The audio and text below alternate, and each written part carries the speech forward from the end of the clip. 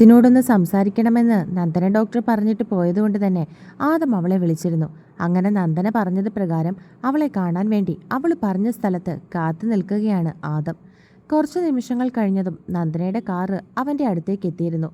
Car നിർത്തി door തുറന്ന് അതിൽ നിന്നും ഇറങ്ങി വരുന്ന നന്ദനയെ നോക്കി ആദം നിന്നു. അവൾ ഒരു സാരിയായിരുന്നു വേഷം. അത്യാവശ്യം മോഡേൺ ആയിട്ടുള്ള ഒരു പെൺകുട്ടിയാണ് നന്ദന ഡോക്ടർ. അതവളുടെ കഴുത്തിൽ കിടക്കുന്ന പേൾമാലയും കാതിൽ കിടക്കുന്ന കമ്മലും ഹെയർ സ്റ്റൈലും ഒക്കെ കാണുമ്പോൾ നമുക്ക് മനസ്സിലാകും. ആദത്തെ കണ്ടതും നന്ദന ഒന്ന് പുഞ്ചിരിച്ചു. അവനും തിരികെ അവളെ നോക്കി ചിരിച്ചു. അച്ഛൻ്റെ മരണത്തിൻ്റെ ചടങ്ങുകളൊക്കെ കഴിഞ്ഞായിരുന്നു. നന്ദന സംശയത്തോടെ അവനെ നോക്കി ചോദിച്ചു. കഴിഞ്ഞു. ഒരാഴ്ച കഴിയുമ്പോൾ വീട്ടിൽ വെച്ച് ഒരു പ്രാർത്ഥനയുണ്ട്. അവൻ തിരികെ അവളെ നോക്കി മറുപടി പറഞ്ഞു. അച്ഛൻ്റെ മരണം ഒരു ആക്സിഡൻ്റ് ആയിരുന്നു അല്ലേ? പത്രത്തിൽ ഞാൻ വായിച്ചിട്ടുണ്ടായിരുന്നു. ആക്സിഡൻ്റ് അല്ല, കൊലപാതകമായിരുന്നു. അവനത് തിരുത്തി കൊടുത്തു.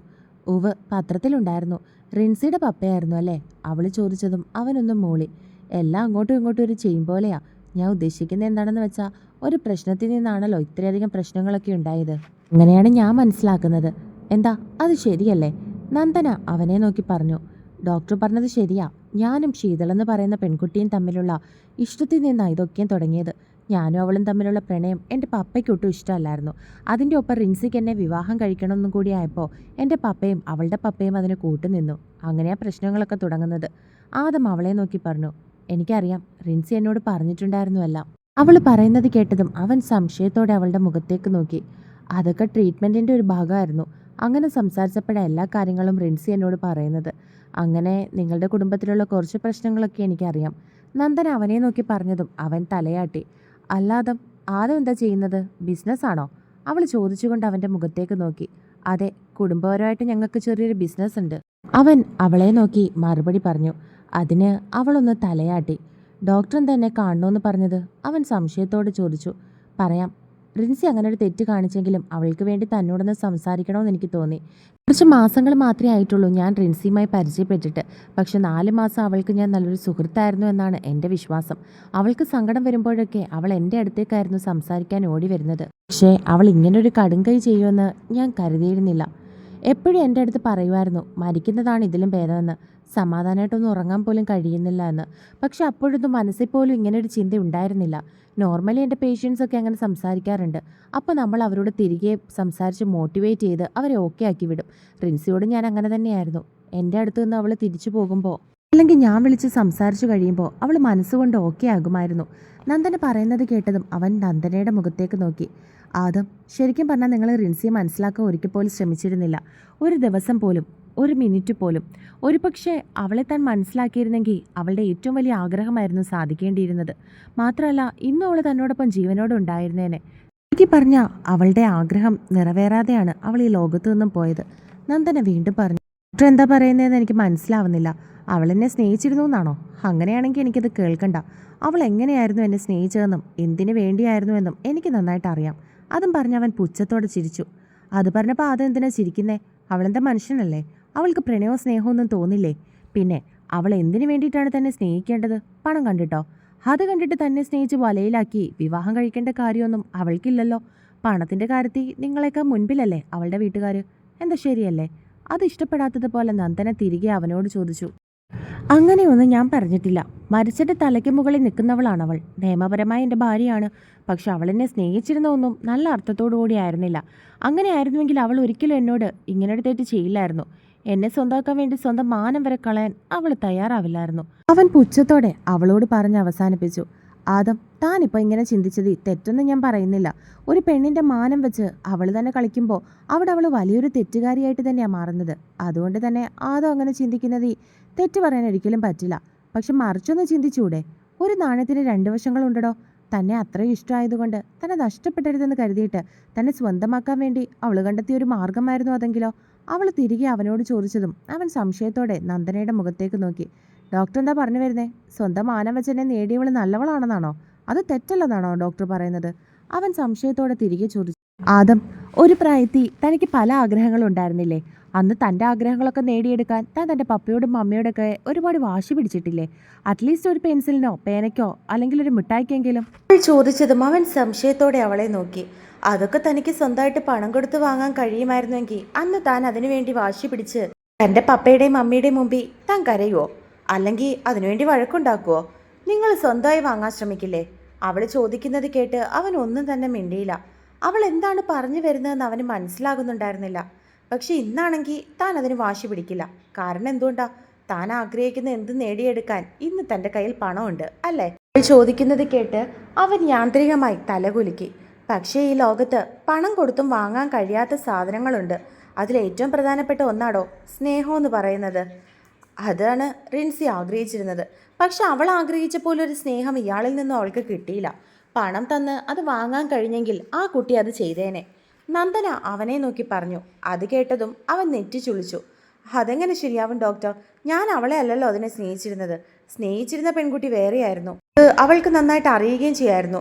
എല്ലാം അറിഞ്ഞു വെച്ചുകൊണ്ടാ അവൾ അങ്ങനെ ഒരു പ്രവൃത്തി ചെയ്തത്. അവൻ ദേഷ്യത്തോടെ നന്ദനയോട് പറഞ്ഞു. താൻ ഈ പറഞ്ഞതിലും 2 വശങ്ങളുണ്ടാകും. താനിപ്പോൾ പറഞ്ഞില്ലേ താൻ മറ്റൊരു പെൺകുട്ടിയാണ് സ്നേഹിച്ചിരുന്നതെന്ന്. അത് അറിഞ്ഞു വെച്ചുകൊണ്ടാണ് റിൻസി അങ്ങനെ ഒരു പ്രവൃത്തി ചെയ്തതെന്ന്, തൻ്റെ ജീവിതത്തിലേക്ക് ഇടിച്ചു കയറി വന്നതെന്ന്. പക്ഷേ തിരികെ തനിക്കൊന്ന് ചിന്തിച്ചൂടെ? പക്ഷെ ആദവും ആ പെൺകുട്ടിയും തമ്മിൽ ഇഷ്ടത്തിലാവുന്നതിന് മുൻപേ തന്നെ റിൻസി നിങ്ങളെ പ്രണയിച്ചിരുന്നെങ്കിലോ? വിവാഹം കഴിക്കാൻ അവൾ ഒരുപാട് ആഗ്രഹിച്ചിരുന്നെങ്കിലോ? താൻ പറഞ്ഞല്ലോ താൻ തൻ്റെ കളിക്കൂട്ടുകാരിയാണ് സ്നേഹിച്ചതെന്ന്. പക്ഷെ റിൻസിയുടെ മനസ്സിൽ ആ കുട്ടി വിചാരിച്ചിരുന്നത് മറിച്ചായിരുന്നു. കുഞ്ഞുനാൾ മുതലേ ആ കുട്ടിയുടെ കൂട്ടുകാരിയും നിങ്ങളും നല്ല കൂട്ടുകാരായിരുന്നു. എന്താ ശരിയല്ലേ? നന്ദന ചോദിക്കുന്നത് കേട്ട് അവനാണെന്നുള്ള അർത്ഥത്തിൽ തലകുലുക്കി. ഒന്നും നിങ്ങൾ തമ്മിൽ ഇഷ്ടമുണ്ടെന്ന് പരസ്പരം തുറന്നു പറയുകയോ നിങ്ങൾക്കിടയിലുള്ള റിൻസി ഉൾപ്പെടുന്ന ഫ്രണ്ട്സിനോട് അത് പറയുകയോ ചെയ്തിട്ടുണ്ടായിരുന്നില്ല. ആദത്തിന്റെ മനസ്സിലുള്ള പ്രണയം ആ പെൺകുട്ടിയും ആ പെൺകുട്ടിയുടെ മനസ്സിലുണ്ടായിരുന്ന പ്രണയം തന്നോടും പറഞ്ഞിട്ടില്ല. ആ സ്ഥിതിക്ക് നിങ്ങളുടെ ചുറ്റും നിൽക്കുന്നവരെന്താ കരുതുന്നത്? നന്ദന മാറിൽ കൈകൾ കെട്ടി അവനെ നോക്കി ചോദിച്ചു. എല്ലാവരും കരുതിയിരുന്നത് ഞങ്ങൾ ജസ്റ്റ് ഫ്രണ്ട്സ് മാത്രമെന്നാ.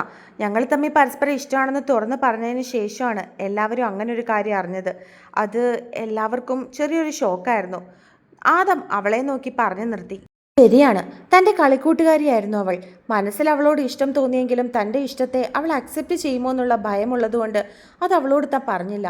പിന്നീട് തമ്മിൽ ഇഷ്ടത്തിലായപ്പോൾ അതെല്ലാവർക്കും ഒരു ഷോക്ക് തന്നെയായിരുന്നു. അവൻ സ്വയം മനസ്സിൽ ചിന്തിച്ചു. എങ്കിൽ ഇതിനൊക്കെ മുൻപേ തന്നെ റിൻസിയുടെ മനസ്സിൽ ആദം കയറിക്കൂടിയിരുന്നു. അവൾ വീണ്ടും പറഞ്ഞു തുടങ്ങി. നിങ്ങൾ സ്നേഹിച്ചിരുന്ന പെൺകുട്ടിയോട് റിൻസിക്ക് ഒരുപാട് ഇഷ്ടമായിരുന്നു. അവളുടെ ബെസ്റ്റ് ഫ്രണ്ട് ആയിരുന്നു.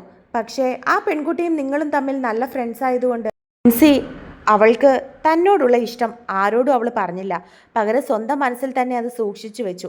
നിങ്ങളുടെ സ്നേഹവും കരുതലും സംസാരവും അവളുടെ മനസ്സിലൊരു പ്രണയമായി മാറിയിരുന്നു.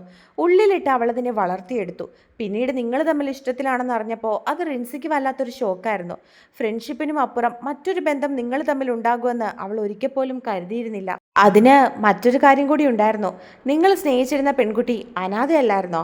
അങ്ങനെയുള്ള ആ കുട്ടിയെ നിങ്ങൾ ഒരിക്കലും ജീവിതത്തിലേക്ക് ക്ഷണിക്കില്ല എന്നാണ് അവൾ കരുതിയിരുന്നത്. എന്നാൽ അവളുടെ ആ പ്രതീക്ഷയെ തെറ്റിച്ചുകൊണ്ടായിരുന്നു നിങ്ങളുടെ ആ പ്രപ്പോസൽ. അത് അവൾക്ക് വല്ലാത്തൊരു ഷോക്കായിപ്പോയി. അപ്പോൾ അവളുടെ മനസ്സിൽ അവളോട് ദേഷ്യം തോന്നി. അതുവരെ എല്ലാ കാര്യങ്ങൾക്കും 1-ാം സ്ഥാനം നേടിയപ്പോൾ ആ കുട്ടിയോട് തോന്നാത്ത ദേഷ്യവും വാശിയും ഒക്കെ റിൻസിക്ക് ആ കുട്ടിയോട് തോന്നി തുടങ്ങി. എല്ലാത്തിലും തന്നെ അവൾ തോൽപ്പിക്കുകയാണെന്നൊരു തോന്നൽ, ഒരു ഈഗോ, വാശി, ദേഷ്യം അതൊക്കെ ഉണ്ടായി. അതിൽ നിന്നാണ് ആ കുട്ടി നിങ്ങളെ നേടാൻ അങ്ങനെ ഒരു കളി കളിച്ചത്. പക്ഷേ അതിനു മുൻപേ തന്നെ നിങ്ങളിൽ നിന്നും നിങ്ങൾ സ്നേഹിച്ചിരുന്ന പെൺകുട്ടി പ്രഗ്നൻ്റ് ആകുമെന്ന് അവൾ ഒരിക്കലും കരുതിയില്ല. അതും അവളെ സംബന്ധിച്ച് വലിയൊരു ഷോക്കായിരുന്നു. എൻ്റെ മാനം പണയം വെച്ച് അത്രയും ചെയ്തിട്ട് നിങ്ങൾ സ്നേഹിച്ചിരുന്ന പെൺകുട്ടിയിൽ ഒരു കുഞ്ഞുണ്ടാകുമെന്ന് അറിഞ്ഞപ്പോൾ അവൾ നിങ്ങളെ നേടാൻ വേണ്ടി മാത്രമാണ് അവളുടെ പപ്പയും നിങ്ങളുടെ പപ്പയും ഒക്കെ കൂട്ടുപിടിച്ചത്, നിങ്ങളെ ഭീഷണിപ്പെടുത്തിയത്, നിങ്ങൾക്ക് മുൻപിൽ ഓഫറുകൾ നിരത്തി വെച്ചത്. കാരണം ആ കുട്ടി പ്രഗ്നൻ്റ് ആണെന്ന് അറിഞ്ഞപ്പോൾ ഒരു ആശ്വാസം പോലെ ആദ്യം വിളിച്ചത് റിൻസിയായിരുന്നു. ഞാൻ പറഞ്ഞതൊക്കെ ആദത്തിന് മനസ്സിലാകുന്നുണ്ടല്ലോ അല്ലേ? അവൾ ചോദിച്ചതും അവൻ ഊവ് എന്നുള്ള അർത്ഥത്തിൽ തലയാട്ടി.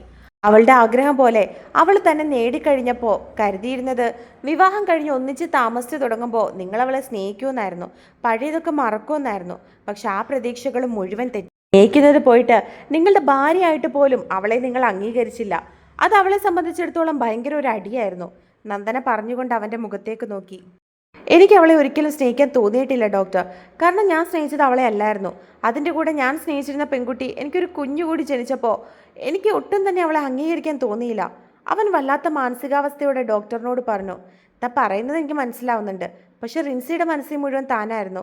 തന്നിൽ നിന്നും ഒരിറ്റ് സ്നേഹമെങ്കിലും ആ കുട്ടി പ്രതീക്ഷിച്ചിരുന്നു. അത് ഇനി അങ്ങോട്ട് ജീവിച്ചാലും കിട്ടില്ല എന്ന് ഉറപ്പായിരുന്നത് കൊണ്ടായിരിക്കാം, അവൾ അത്രയും മടുത്തു പോയിരുന്നത് കൊണ്ടായിരിക്കാം ഇങ്ങനൊരു തീരുമാനം എടുക്കാൻ അവളെ പ്രേരിപ്പിച്ചത്. ഡോക്ടർ പറഞ്ഞുകൊണ്ട് അവൻ്റെ മുഖത്തേക്ക് നോക്കി. ഇനി ഞാനൊരു ചോദ്യം തന്നോട് അങ്ങോട്ട് ചോദിക്കട്ടെ. തിരികെ ചെന്ന് വിളിച്ച സ്നേഹിച്ചിരുന്ന പെൺകുട്ടിയും കുഞ്ഞും തന്നോടൊപ്പം വരുമായിരുന്നോ? അവർ നിങ്ങളെ ഇനി അംഗീകരിക്കുമോ? നന്ദന സംശയത്തോടെ അവൻ്റെ മുഖത്തേക്ക് നോക്കി. അതിന് അവൻ ഇല്ല എന്നുള്ള അർത്ഥത്തിൽ അവളെ നോക്കി തലയാട്ടി.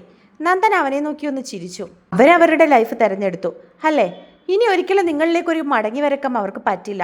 അവൾ പറഞ്ഞതും അവൻ അതും ശരിയാണെന്നുള്ള അർത്ഥത്തിൽ അവളുടെ മുഖത്തേക്ക് നോക്കി. ഇതൊക്കെ തനിക്ക് അറിയായിരുന്നെങ്കിൽ ഒരു തവണയെങ്കിലും തനിക്ക് താൻ മിന്നുകെട്ടിയ പെണ്ണിനെ സ്നേഹിച്ചുകൂടായിരുന്നോ? അങ്ങനെയായിരുന്നെങ്കിൽ അത് അവൾക്ക് ഒരുപാട് സന്തോഷമായേനെ. നിങ്ങളുടെ സ്നേഹം മാത്രം മതിയായിരുന്നു അവളുടെ ക്യാരക്ടറിനെ മാറ്റിയെടുക്കാൻ. നല്ലൊരു പെൺകുട്ടിയായിട്ട്, അതിലുപരി നിങ്ങളുടെ നല്ലൊരു ഭാര്യയായിട്ട് നിങ്ങളുടെ ഒപ്പം ജീവിക്കാൻ. നന്ദന പറഞ്ഞത് കേട്ടതും അവൻ ഒന്നും മിണ്ടിയില്ല. പ്രിൻസിക്ക് ഒരുപാട് ആഗ്രഹമായിരുന്നു നിങ്ങളുടെ ചോരയിൽ ഒരു കുഞ്ഞ്. നന്ദന പറയുന്നത് കേട്ട് അവൻ നന്ദനയുടെ മുഖത്തേക്ക് നോക്കി. ഞാൻ അവളെ സപ്പോർട്ട് ചെയ്ത് പറയുമല്ല, പക്ഷെ നിങ്ങളുടെ സ്നേഹത്തിന് അവളെ മാറ്റിയെടുക്കാൻ കഴിഞ്ഞേനെ. അവൾ പറഞ്ഞത് മാദത്തിന് തിരികെ എന്തു മറുപടി പറയണമെന്ന് അറിയില്ലായിരുന്നു. ഇനിയിപ്പോൾ ഒന്നും തന്നെ പറഞ്ഞിട്ട് കാര്യമില്ല, നടക്കേണ്ടതൊക്കെ നടന്നു കഴിഞ്ഞു. റിൻസി പോയെങ്കിലും അവൾ പറയാൻ ആഗ്രഹിച്ച കാര്യങ്ങളൊക്കെ ഒരിക്കലെങ്കിലും തന്നോട് പറയണമെന്ന് എനിക്കുണ്ടായിരുന്നു. അതുകൊണ്ടാണ് തന്നെ കാണണമെന്ന് പറഞ്ഞ് ഞാൻ വിളിച്ചു വരുത്തിയത്. ശരിയെങ്കിൽ ഇനി ഒരിക്കലും ഒരു കൂടിക്കാഴ്ച നമുക്കിടയിൽ ഉണ്ടാകാതിരിക്കട്ടെ. അത്രയും പറഞ്ഞ് അവൻ്റെ മറുപടിക്കൊന്നും കാത്തു നിൽക്കാതെ നന്ദന അവിടെ നിന്നും പോയിരുന്നു. നന്ദന കാറിൽ കയറി അവളുടെ കാർ അവിടെ നിന്നും പോകുന്നതൊക്കെ ആദം നോക്കി നിന്നു. അവൻ സ്ട്രക്കായി തന്നെ നിൽക്കുകയായിരുന്നു. കാരണം നന്ദന പറഞ്ഞിട്ട് പോയതിൻ്റെ പൊരുൾ അത് തൻ്റെ തെറ്റാണെന്ന് അവന് മനസ്സിലായി. ഒരുപക്ഷെ റിൻസിയെ ഒരിക്കലെങ്കിലും മനസ്സിലാക്കി അവൾക്ക് പറയാനുള്ളതൊക്കെ താനൊന്ന് കേട്ടിരുന്നുവെങ്കിൽ അവൻ മനസ്സിൽ ചിന്തിച്ചു.